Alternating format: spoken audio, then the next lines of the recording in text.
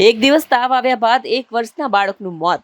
પ્રાપ્ત માહિતી અનુસાર શિવજી મોર્યા જેઓ મૂળ ઉત્તર પ્રદેશના વતની છે અને સુરતમાં એક કંપનીમાં સુપરવાઇઝર તરીકે કાર્યરત છે. 4 સંતાન પૈકી તેમના નાનો 1 વર્ષ પુત્ર લલિતને ગઈકાલે તાવ આવ્યો હતો. તબિયત બગડતા પરિવારજનો લલિતને તાત્કાલિક સારવાર માટે સિવિલ હોસ્પિટલ લઈ ગયા હતા. જોકે હોસ્પિટલમાં હાજર તબીબે બાળકને મૃત જાહેર કરતા પરિવાર પર આપ તૂટી પડ્યું હતું. પિતાએ જણાવ્યું હતું કે રાત્રે 1 વાગે તેને તાવ આવ્યો. 2 મહિના પહેલા જ્યારે તાવ આવ્યો તેની દવા વધી હતી, તે તાવની દવા આવી હતી. સવારે દવાની અસર પૂરી થઈ ગઈ હશે અને ભારે તાવ આવ્યો હોઈ શકે છે.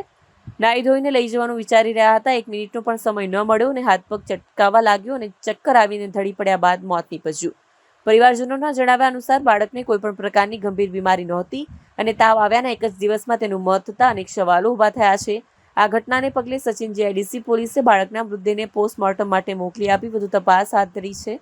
બાળકના મોતનું સાચું કારણ પોસ્ટમોર્ટમ રિપોર્ટ બાદ જ જાણી શકાશે.